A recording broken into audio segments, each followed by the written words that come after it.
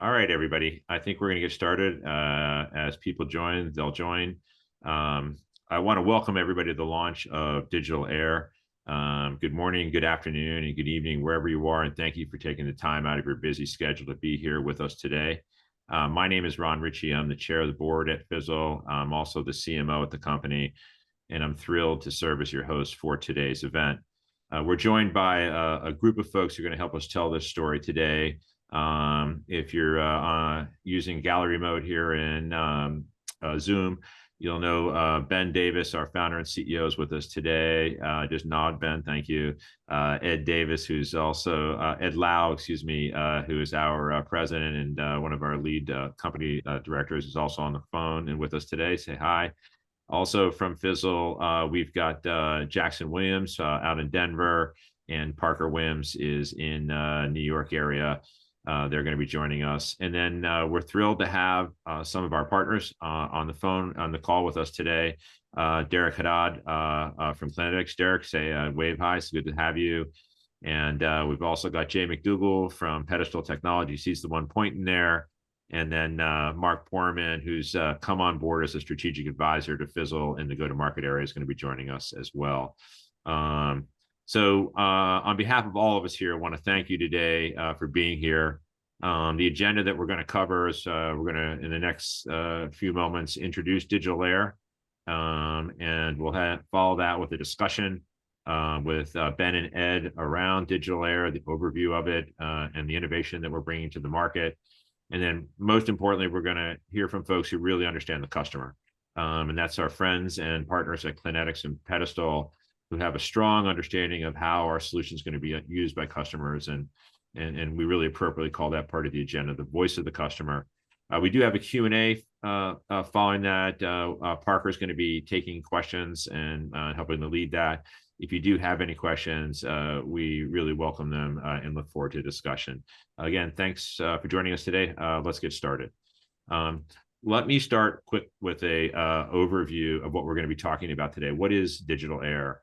And what's important is that at the core of what Digital Air is the innovation behind it, which is a new architecture. And if I learned anything at my 2 decades at Cisco is that when you see an architectural transition, you see something that really has the possibility to change the game. And what Digital Air is a game changer. It is the only software-defined approach to being able to automate data capture and remotely operate air particle counters used in GMP, good manufacturing practice, or ISO applications like pharmaceutical manufacturing and semiconductor manufacturing, to be able to do all of that from a single cloud-based UI. This is the first major architectural shift in this space in at least a decade. We'll also be sharing a little bit about the value we know this is going to create. We know this has a guaranteed operational savings, but as we've learned from our partners, it's also going to have an impact on the people who use it.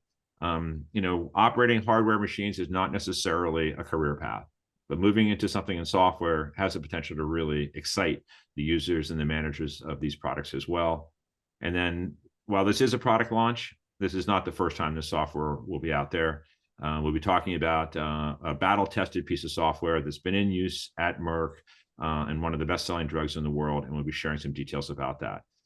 So Digital Air, that sets that up. We could talk about it, but as I've learned, it's better to show the solution. What we decided to do in putting together a quick demo of the solution is to really focus on how easy it is to set it up. Using our software to run a sample on an air particle counter, e-verify that sample, and submit it is a less than 30 to 60 second process.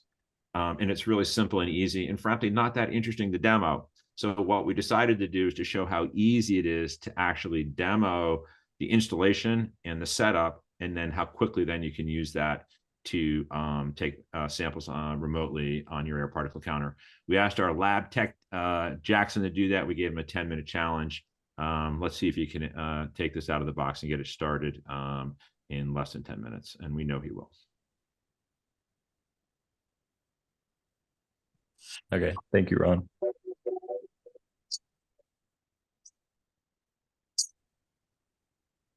Hi, this is going to be a quick demonstration video setting up Digital Air. First, we're going to be setting up a supermicro gateway with the Phizzle Edge Manager software. Then we'll be connecting this to a climate particle counter, and then we'll finally connect this to our platform. This setup is very simple, and a lot of changes have been made to make it easier for everyone. Your Supermicro is going to arrive in a box like this. Once you open the box, you'll see there's not a whole lot in the box. You'll receive a little instruction card with 3 simple steps to get started. You'll also see the actual gateway and a handful of accessory parts in the smaller box. I'll need to remove the gateway from the 2 pieces of foam, take the gateway out of the plastic, and take off the Desiccon packet. And that's it. In the smaller box, you'll see the power adapter that you can connect together like this. This end goes in the wall, and this end goes in the router. This smaller box also includes 2 separate bags of mounting hardware. You take the end that goes into the router and plug it in, then tighten it to ensure that it is secure. We will then plug in the power end of the device into the wall. This will take a minute for this to boot up. Once this is started up, we will see a new network called Phizzle Gateway Network. The easiest way to do this is to go to your camera on your phone. You could join this network by scanning the QR code on step 2 of the instruction card. You'll have to wait a small amount of time for this to actually join the network. The second QR code under step 3 will take us to the setup page, which is running off of that gateway. No, we don't need to connect an Ethernet cord. As you can see, there's no Ethernet cord connected to the gateway now. We're actually connecting through the Wi-Fi hotspot that it created. So if you go to your settings, you'll see that you're attached to the Phizzle Gateway setup. I'm going to name this GW1 and use very simple passwords for the purposes of this demo. Now we get to the customer ID. This is the one thing that you will have to refer to outside of the setup guide. You have to receive your customer ID directly from Phizzle, and that will come in the form of an email, or you can talk to your sales representative and they will be able to help you. Customer ID is how it is queued to your account. Now I go to the Wi-Fi SSID. I set up a very short one for the purpose of this demo with a simple Wi-Fi password.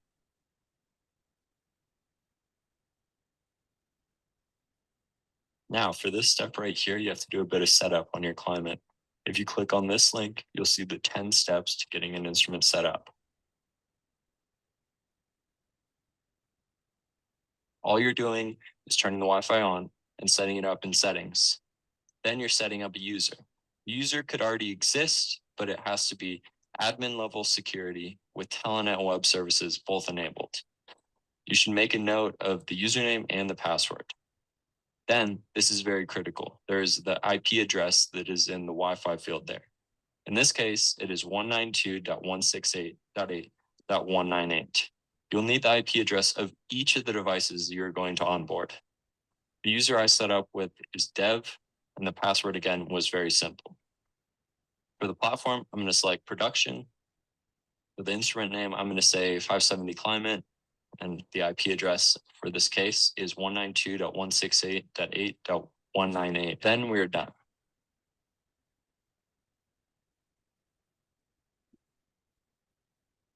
Now I still have 9 more slots, so I could do that for 9 more instruments. You can add them later, but it's not quite this easy, but it's still quite straightforward. When I'm happy with this, I'll hit save and reboot. So it's rebooting now, and you can see from the message on the screen. It's now going to join the Wi-Fi network under the name that I gave it. It's going to try to connect to the actual instrument itself. This will take a couple minutes because it has to fully reboot, then start the application. At this point, you're done with the gateway. You don't need to do anything else with it. There's a web admin that you can connect to, and you use the admin password that was set previously on that first step to make any changes after setting it up. But if you set up all your instruments with the proper information the first time, you won't have to go back to it. Now you'll wait a few minutes and then go to the cloud portal and run a sample. You'll have to wait a minute for that to finish coming up, but now it's ready to use. Now we can go in here and select an instrument, and you see right here the 570 that I just added. I can hit next, then select the sample size. I add the 21 CFR11 type information, and then hit verify signature and start. We'll wait a minute, then the data will appear. Now we can see this measurement has been completed. I'm going to select this, and you can see here Here's the particle counts from the sample I just took. I can add a comment. I can also sign this by clicking confirm. Then we're done.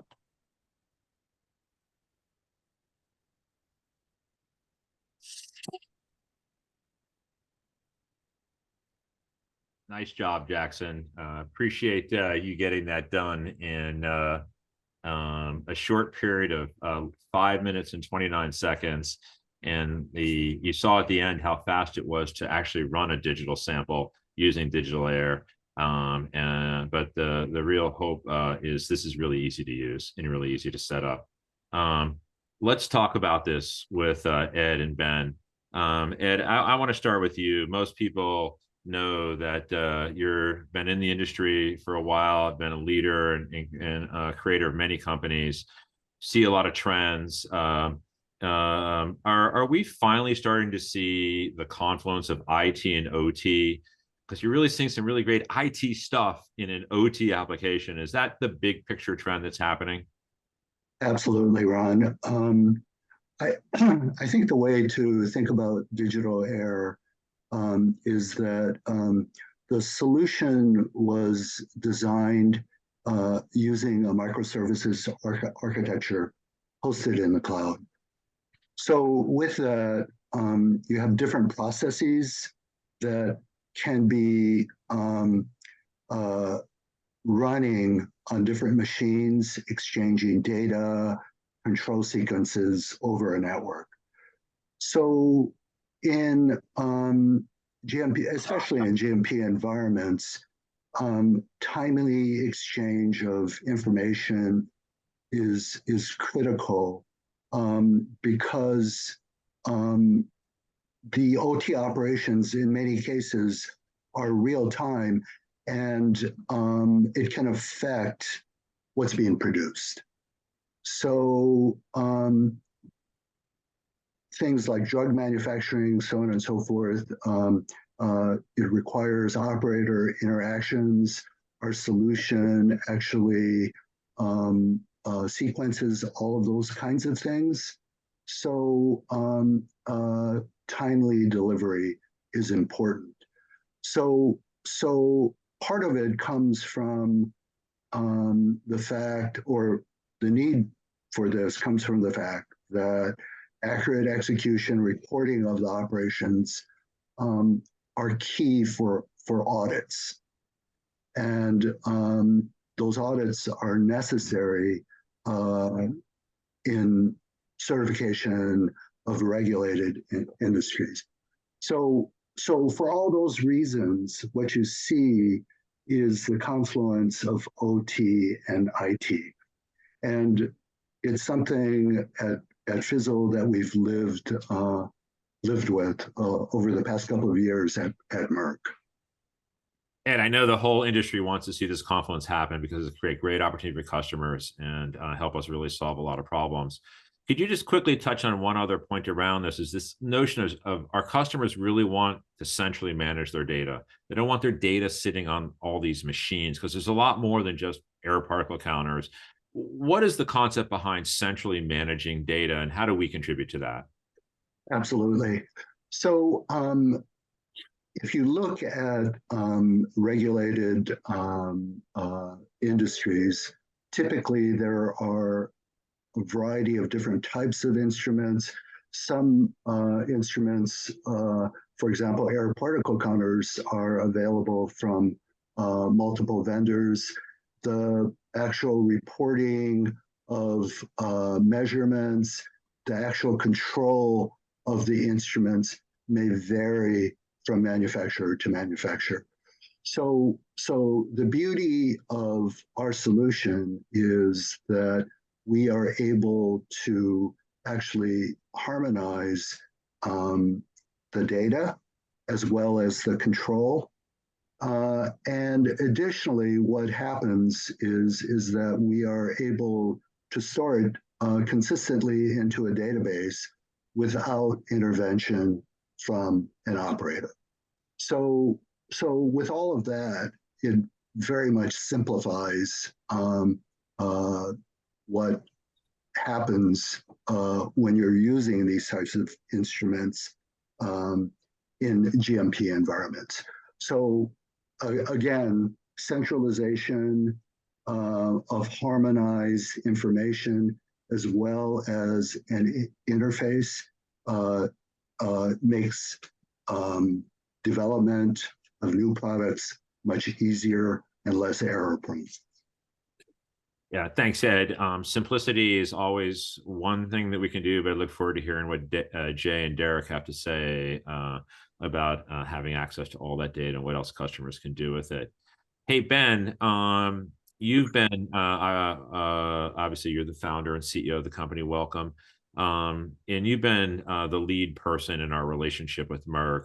Can you tell everybody how this software is used at Merck and the kind of value that it's been creating for them? Yeah, definitely, Ron. Let me just set a little bit of context so that it makes sense. So imagine you are a lab technician and your job is to operate these air particle counters and take samples in many different clean rooms. So you've got to gown up. You're not quite wearing a hazmat suit, but you're wearing a lot of protective clothing, gloves, goggles, masks. It's not a cool outfit. So it's a tough environment where these lab techs are moving air particle counters from one clean room to the next, where they are actually operating the particle counters directly from the machine. Further, when a sample is taken, the machine prints out on a piece of paper the actual results. So then that lab technician has to transcribe that sample onto another piece of paper. So you can imagine the difficulty of this when you have to do it 30 times in a day. Because this is a heavily regulated environment, a second person has to verify the recording. And then eventually, all of that data has to make its way into the LIMS database. So fast forward, implement our software, and the lab technicians no longer have to move on the carts from room to room. That particle counter can stay stationary in the clean room, and the lab technician can operate that machine from anywhere, most notably outside of the clean room, but technically they could do it from home or anywhere in the world. Furthermore, no more manual entries of the result.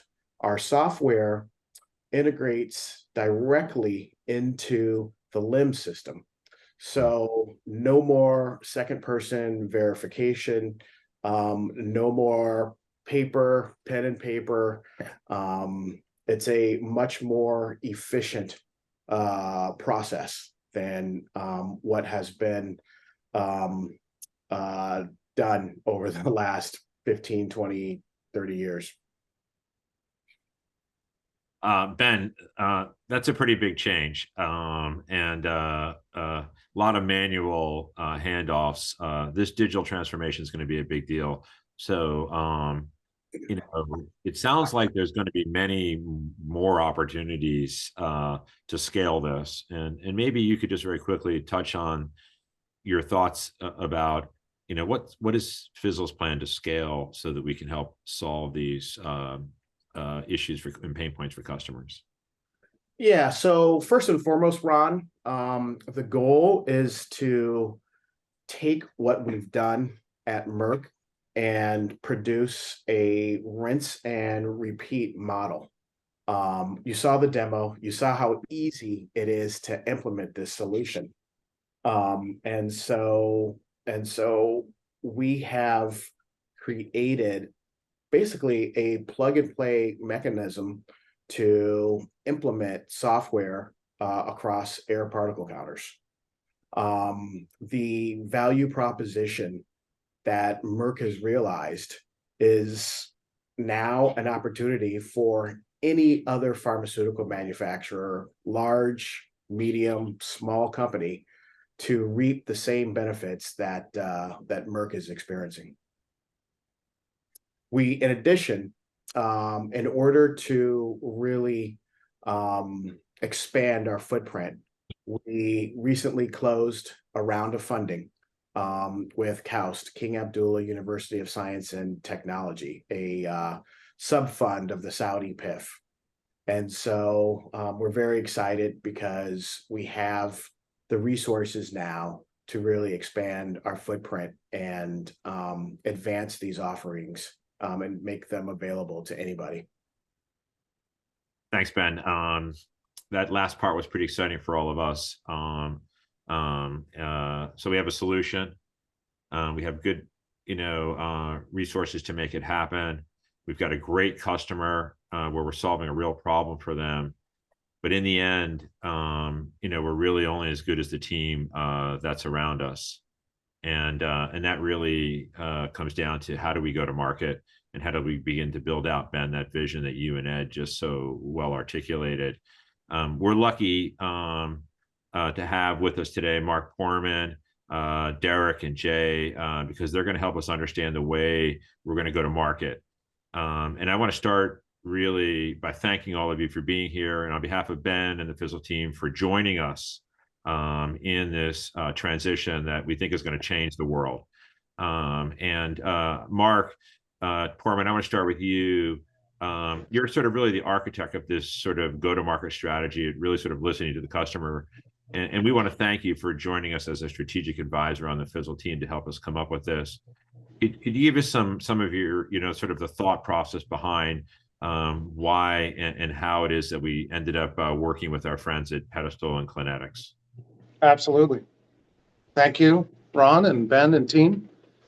So with you, I spent 22 years at Cisco as well. And one thing that John Chambers taught me in field sales that entire time was that if we hyper-focus on customer priorities first, made them our priorities, we align those with our capabilities of delivering, then we'd have mutual success and big success. So what we are building here is an ecosystem that focuses on solving customer pain points, and no better way to do that through a partner community. So what we are launching here as well is our first 2 trusted partners who will be an extension of Phizzle in the field, listen to the customer needs, the entire solution, because while Phizzle's goal is to be the #1 in the world to solve what Ben just described in particle counting, we need partners to focus on the entire customer priority and pain point and solve that for them as an extension of Phizzle. So that's what we're doing. And we are launching today with Derek from Clinetics and Jay from Pedestal, who's sitting right next to me. But this is how we view our go-to-market in these categories. Derek, who will speak here in a minute, as the expert in instrumentation, GMP, OT, IQ, OQ practices. Jay, who has 20 plus years, because I worked with him at Cisco, in focusing on the infrastructure and everything that needs to be solved in an organization. And then we also feel, well, we're interviewing several partners to launch in the environmental monitoring. We feel there's another space that also needs to be focused on, which is the entire building management and think about Ed and what he said around pushing a button to get a complete audit. Well, it's not just an audit in a clean space. The environmental monitoring partners, they focus on that entire audit for an entire building for the head of HR, COOs, and CFOs. So with that, thank you, Ron. Let's turn it over back to you and to hear from one of our partners. Thanks, Mark. I appreciate that. You and I spent a lot of time at Cisco, and we learned that if you ever want to figure out what your strategy is, just ask your customers. When we asked our customers, that's what led us to Clinetics and Pedestal. These are two industry leaders in their spaces. And Derek, I think we would love to start with you because instrument qualifications, the ground floor of this marketplace. Our customers going to care about this. Well, when you guys came to me a few years ago about this product, it was all about the ROI and the earnings and the cost avoidance, and it was exciting because it's a nice sales pitch to take to the end user. But what I've come to see here is there's really a morale discussion within the facility of how easy this system is to use and how much paperwork and tedious process it removes from the day-to-day workings inside the facility. And I think that sometimes can be overlooked when you look at the bottom line. But to think that to have everything in a central location, especially in respect to audit trail, where you're not having to go to 6 or 7 different data silos with 10 different instruments and piece things together when you're doing an investigation or a deviation report, but you have it all central, that's really going to make our customers excited to know that everything's being centrally managed. Ben mentioned the aspect of gowning and having to go through multiple layers of gowning in like a parental facility to get to manually program a particular device. That's one side of it that's absolutely a value, but that's the operational side. The investigative side really becomes valuable too, because it's the once you capture the data, or like Ed said, you identify a problem or a deviation early and in a timely manner, treat it as an event and deal with that event, as opposed to sifting through paperwork to find an event, is a whole nother level of value that can be realized. So again, the customers are going to like this. It's going to really make their time at work, I think, more enjoyable, because the people on my team look at this like, wow, this is really going to be a game changer. For everybody online, the reason why we love Derek and his team is because they remind us every once in a while that we're a bunch of Silicon Valley types who love to talk about the software and the ROI. And then he reminds us of the people using it are real people and who are looking for ways to have more fun at work and do a better job. And sometimes that's the most important thing, Derek. So we appreciate you sharing that with us. Yeah. Because in the end, the users and the managers have to love this. And if it makes their lives easier, it's going to be better for everybody. Hey, Derek, so you're the instrument qualification, you're the only provider in the world of instrument qualification with integrated instrument automation. So that's our offer together, right? That's it.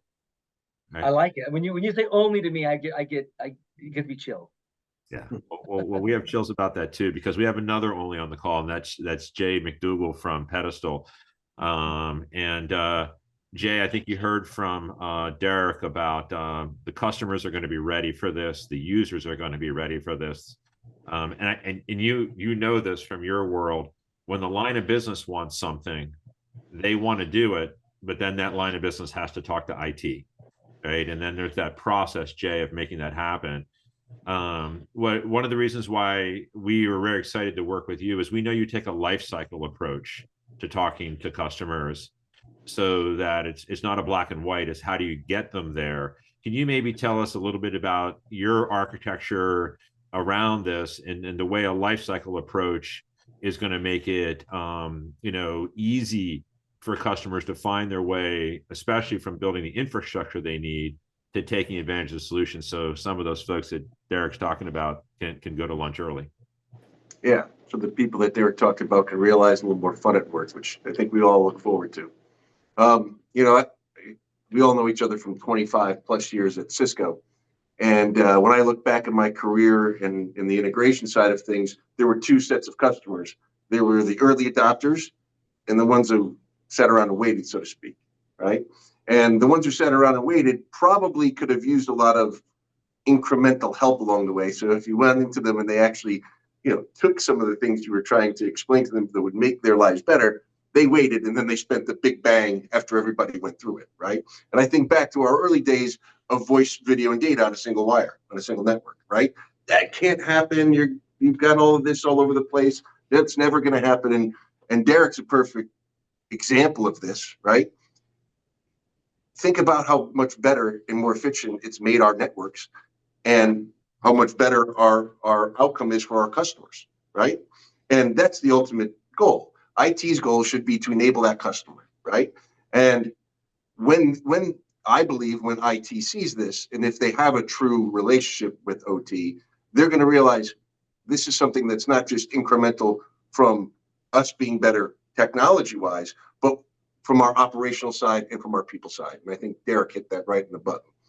The funny thing is you're still going to run into those customers, like we talked about life cycle, right? That says, hey, I'm 2 years away from doing any upgrades here. You'll have to wait, come back and see me in 2 years. And we'll hit that, and we're going to have to do what we've done with those customers who says it's in next year, it's in next year. And eventually we win that if you're diligent about going back to them, right? So I think we're going to find those customers who do that, and then we're going to find those customers who cannot wait to adopt this type of technology. Because I think that, I think one of the key pieces that Ben and Ed said, harmonizing the data. One of the things that Pedestal has done since we've moved on is we're just as much of a data company today as we are an infrastructure company. The reason being is, what's the most important thing that goes over our wire? It's the data. That's what that's the jewels of the company. How do we secure that properly? How do we make sure that it's being used properly? How are we harmonizing it, right?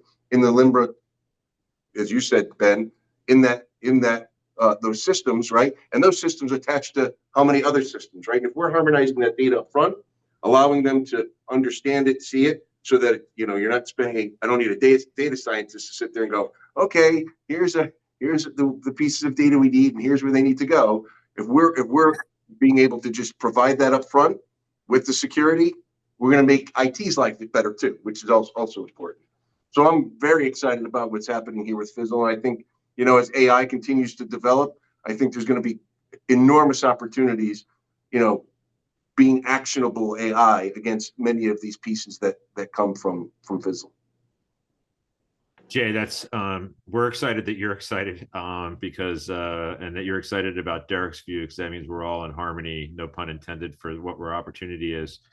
Ed, just real fast, Jay, Ed touched on the importance of real time. Do you think 5G is going to be a big deal in this use case? Well, when you look at many of the environments that this is going to be in, it's going to be lots of water and other types of materials that regular Wi-Fi has a big issue with, right? And when we looked at this originally with my CTO, he's like, this is perfect for private 5G.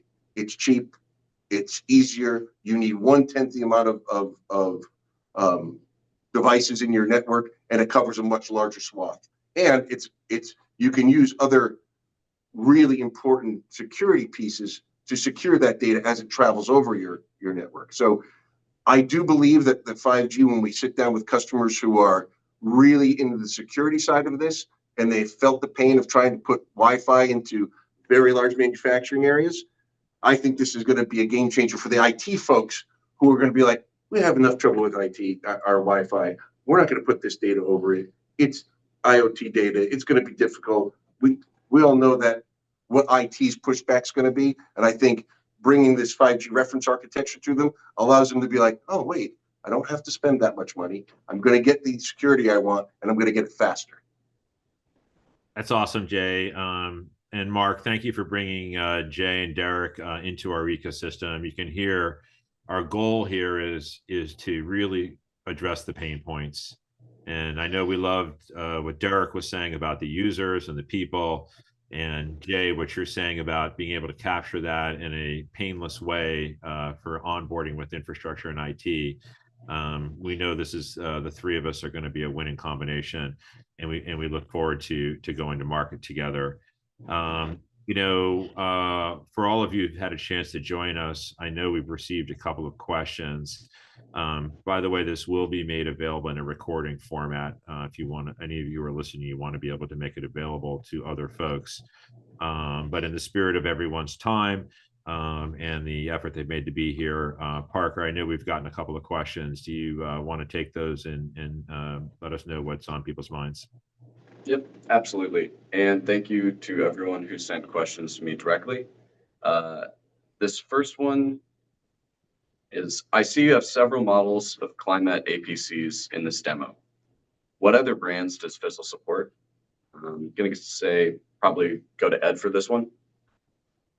Yeah, so today at Merck, we're supporting APCs from 4 other manufacturers, including Beckman Coulter, Aerotrack, Laser. Our intention with the product going forward is to begin to grow the breadth and depth of APCs that we support, and just giving thoughts to be beyond APCs. We hope to support other types of instruments in the future. Great. Thank you, Ed. Yep. This one came in pretty early. What's held up the digitization of clean rooms until now? I know we mentioned a change, and Ron, this is probably from your leading off and saying not much has changed in a decade. I think let's let Jay and Derek answer those questions. Why has not much changed in clean rooms in the last decade? I'll let Derek handle that one. He knows clean rooms better than I do, but I know a lot of customers are at the end of the day, they look at these bespoke type of pieces, and IT goes, it doesn't have an Ethernet port. We can't digitize it. Yeah, I mean, clean rooms is a huge market and a small industry. So you've got a lot more production facilities or production types that are requiring clean production, but really the same people have been running it all of my career, except for the past 25 years. And although you do see slight changes in technology, normally on the control side, standard clean room requirements for ISO requirements haven't changed. So whether it's a semiconductor facility that requires ESD properties, or a life science facility that requires antimicrobial properties, the air changes are all basically the same. Nothing's really changed there. Even climate technology, that's a great hardware, is kind of antiquated in what they do, and they haven't changed it because it's approved by the FDA and it works, and they don't really have any reason to change or upgrade the industry as a quick response. That's all I could really figure out. Which I feel like is the reason why we're here today, Derek. Hey, Parker, Mark and I quote John Chambers all the time. So you got the last question, but make it a good one. Oh, all right. Well, I do have a good one. How do I get a demo of the platform? There you go. I can answer that one for you. If you go to Phizzle.com, in the top right of our website, there is a clickable button. We are holding demos on Tuesdays, Wednesdays, and Thursdays now. And if you go to our LinkedIn or Twitter, there's also a press release with a scheduling link as well. I want to thank everybody for taking the time out of their busy day to be with us today. We're excited to launch Digital Air. I think what Derek just said there really summarizes why we're here. Every decade or two, a new architecture arrives, and it has a profound change on an industry. And we think we're bringing that architecture to the table. And as we've heard from Jay and Derek, we know users, managers, and line of business and management teams are looking for opportunities to not just capture cost savings, but future-proof their businesses. And we're excited to be part of that conversation. Ben and Ed and Derek and Parker, Jay and Mark, thanks for joining us today. We want to encourage all of you to head to our website at www.phizzle.com to book a demo. We appreciate it, and we look forward to hearing from you. Thanks for joining us today.